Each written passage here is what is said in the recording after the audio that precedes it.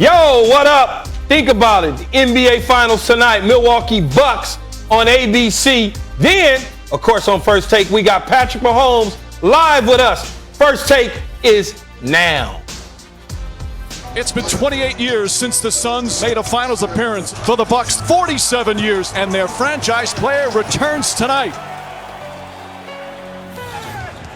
Heaven now on earth, $500,000 on the watch. 3 bands on the sweater just to let it watch. Fires up a three. It's good.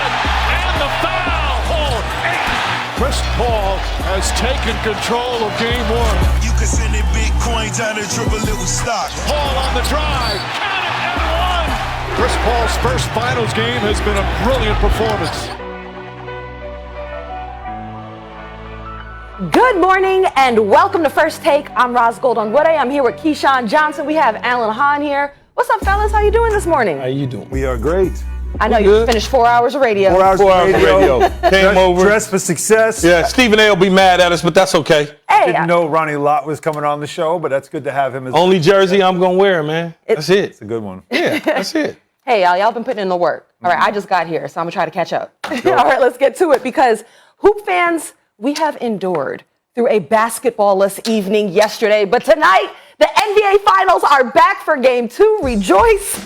Suns come off of a dominant win in Game 1, led by a third-quarter explosion from Chris Paul, in which he scored 16 of his 32 points and also finished the games with 9 assists. Now, while the Bucks caught the L, it was a good sign to see Giannis Antetokounmpo pour in 20 points and 17 rebounds after missing 2 games with a scary knee hyperextension. We heard from both teams' superstars heading into tonight's matchup.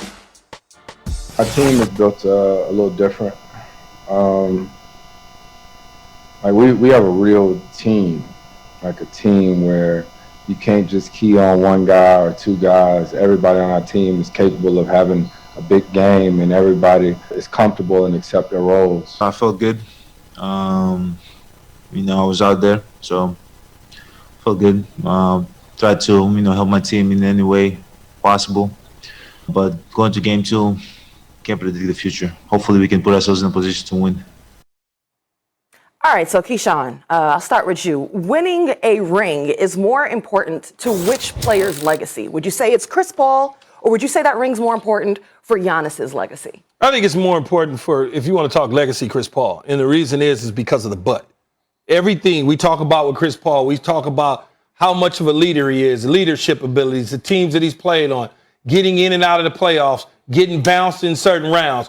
All of that. First ballot Hall of Famer, no question about it. Top 5 point guard of all times. Probably no question about that either. But, you see what I just did? It's always going to be a but. But he didn't win one. But he didn't win one. It's so important. He's so close right now, one up on the situation. You can point to a lot. You can point to Giannis, but Giannis is still young. Giannis has time, a lot of time, to go and win a championship. Chris Paul in Phoenix right now, the West is only going to get stronger next year. It's only going to get better. Golden State, Klay Thompson, Denver getting their guys back, Utah staying healthy, the Clippers staying healthy. You start to look at it, and the Phoenix Suns are right there. They're right there, so why not cash in now? And that box is checked. There's no question about it. It is Chris Paul. Chris Paul will be in the Hall of Fame. Whatever happens in these finals have no bearing, have no say on that. He'll be in Springfield. It's already been established. It's already done. Winning the championship, cherry on top. A ring maybe obviously that a lot of players love to have because it does give you that little bit of extra cachet that puts you in a different conversation. But he's still going to the Hall of Fame. Giannis has won 2 MVPs, and yet he goes to a free throw line on the road, and he's mocked. There are a lot of people that watch him and look at his game and think, he's a guy that's really great at this game, but he's lacking one fundamental skill. And that's one of the most important skills in the game, which is shooting the basketball from anywhere outside of 8 feet. He is a great player who needs something to establish himself as an all-time great. A championship, leading a team to one, would certainly do it. So for him, this is the opportunity. And why is it now? You say he's young. Sure he is. But so is the rest of the East. And so is, and to me, the opportunity is now. In this situation, the window's open and available to him. Because if they don't win, there could be changes. There could be changes at coach. There could be changes on the roster. But we already know There'll be changes in the East because Brooklyn, well, they're not going anywhere. Philadelphia, they are there and they want to get better.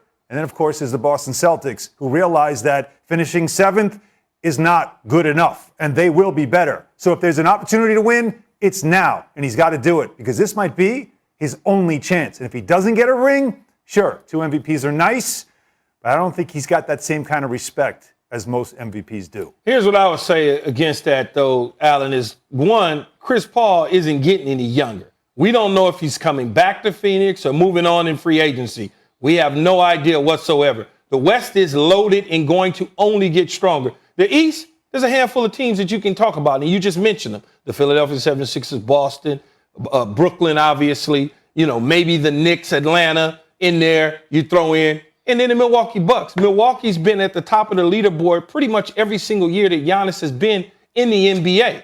When you think about it, he has time. Chris Paul and the Phoenix Suns, there is no time. That's the only thing in Chris Paul's career that you check the box. Of course he's going into the Hall of Fame. There's no question about the Hall of Fame. But I can tell you this for sure. Going behind the velvet rope, standing at the club, trying to get in, and everybody walking up that have rings, and they tell Chris Paul, well, you can't come in right now. Why can't I come in? I'm a Hall of Famer. Well, you don't have a ring. Robert Horry just walked past you, man. He got 5 rings.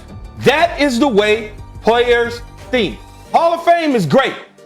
Players in professional sports, they want the championship no matter what. You ask anybody, they will trade in their Hall of Fame credentials to get a ring. And anybody that says that it's not true is a damn lie. All right, well, I'm going to tell a damn lie then, because that is not true.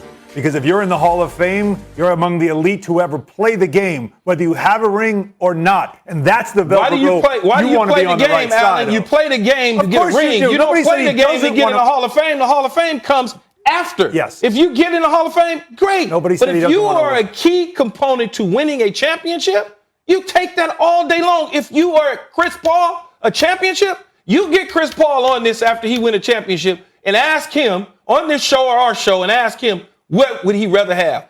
A damn NBA championship ring or the Hall of Fame? Okay, great. But it's not over for him yet because he'll go to your Lakers if he doesn't win with the Suns this year. Allen, real quick, just to piggyback off of Key's point here, like he's pointing out that Giannis has time still. In your opinion, do you think if Chris Paul and the Suns don't get it this season, a championship, how likely is it to see him back in a finals again? Like, do you think that... As I mentioned, LA is his home and LeBron is a close friend. And if he's still trying to get that ring, there is great opportunity for a team that, as we know, your Lakers could really use some point guard leadership. They were missing that, along with, of course, health. What an addition he would be, and would he do it? Why not? Spicy. Let's not speculate because we still have Game 2 tonight. So let's focus on it. Game 2 tonight. Who do you think is going to be the most important player in tonight's Game 2 between the Bucks and the Suns? I think it's Giannis. It has to be Giannis, even though he has a knee issue going on. When you think about it, he gave you 20 points on a bad knee, on a bad will. The Milwaukee Bucks don't have what the Phoenix Suns have in Chris Paul, a true leader, somebody who knows what to do in crucial situations. But Giannis can grow into that role. He has to make his free throws, no question about it. He has to block out the noise on the road, no question about it. But for them to be able to win this championship, or even better yet, win Game 2, he has to step up to the plate.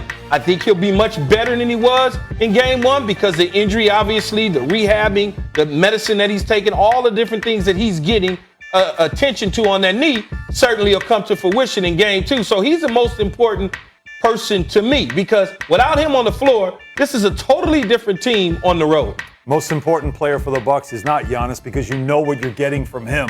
The most important player for the Bucks is a guy that they need to keep out on the floor, but some people are saying he can't be out there.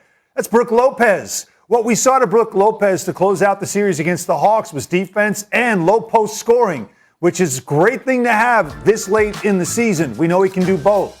But in pick and roll defense, he and Bobby Portis have been exploited in Game 1. And now they've got to make that adjustment. But if they take him off the floor, you lose rebounding, you lose rim protection, and you lose offense.